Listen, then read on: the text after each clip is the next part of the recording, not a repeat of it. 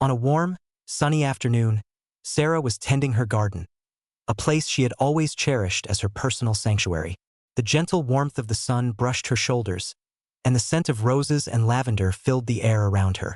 Gardening was her escape, a soothing ritual that helped her unwind from the stresses of everyday life. As she carefully pruned a cluster of stubborn weeds, a strange feeling tugged at the edge of her mind. It was subtle but persistent, like a whisper she couldn't quite catch. Shaking it off, she continued her work, determined not to let anything spoil her peaceful afternoon. Then, among the colorful blooms, something caught her eye. A peculiar gray rock, moss-covered and oddly out of place. It didn't belong there. Sarah's curiosity got the better of her, and she knelt down, squinting to get a better look. As she moved closer, her breath caught in her throat. Nestled within a small crevice in the stone was a tiny lens, a camera. A small red light blinked steadily, showing it was active, still recording. Her heart pounded in her chest. Who would plant a hidden camera in her garden? For how long had it been there, silently watching? The thought sent a shiver down her spine. The safe, private space she had created was no longer her own. Clutching the rock camera tightly, Sarah hurried inside her home, locking the door behind her. She placed the device carefully on the kitchen table, unable to look away. Fear and anger swirled inside her. The violation of her privacy was overwhelming. She felt sick to her stomach. Summoning her courage, she picked up her phone and dialed the local police. Her voice trembled as she described the hidden camera and her discovery. The officer on the line promised they would send someone immediately. Minutes later, Officer Daniels arrived. He was a calm, middle-aged man with a reassuring presence. He carefully examined the device and confirmed Sarah's fears. It was a hidden camera transmitting live footage wirelessly.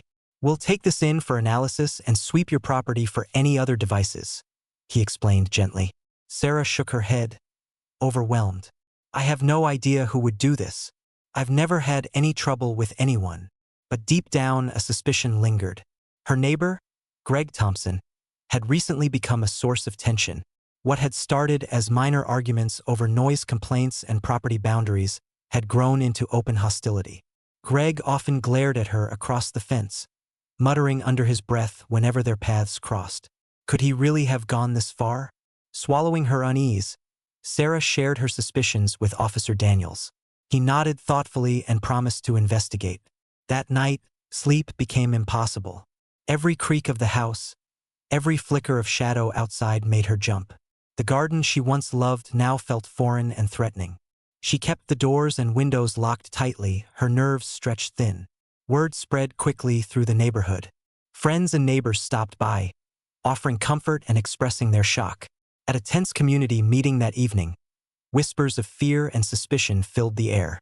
"If it happened to Sarah," said Mrs. Jenkins, an elderly longtime resident, "it could happen to any of us."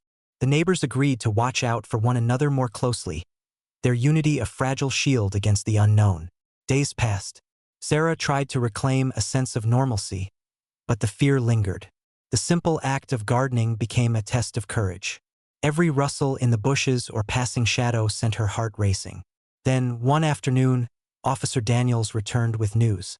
His expression was serious but kind. "We've identified the person responsible," he said slowly. "You were right to suspect Greg Thompson." Sarah felt her stomach twist in disbelief and hurt. "I can't believe he'd do something so invasive." Daniels nodded gravely. "We found footage from the camera in his home. He was spying on you, motivated by revenge and anger." Sarah shuddered, the violation fresh all over again. "What happens now?" "He's been arrested and charged. You're safe," Daniels assured her gently. In the weeks that followed, with the help of friends, Sarah installed security cameras and motion-activated lights. Neighbors checked in regularly, offering support and companionship. Slowly, her garden transformed back into a sanctuary, a symbol of resilience and healing. One evening, as Sarah watered her flowers beneath a glowing sunset, she reflected on everything she'd endured. The fear, the betrayal, the loss of trust. It had all left marks on her soul. But she had emerged stronger, more aware, and grateful for the kindness and vigilance of her community. She understood now that danger could lurk anywhere, even in the most peaceful places. But she also knew that together, people could create a protective circle of care and watchfulness. As the sun dipped below the horizon, casting warm golden light across her blooms, Sarah smiled. Her sanctuary was hers again, a place of beauty, safety, and hope.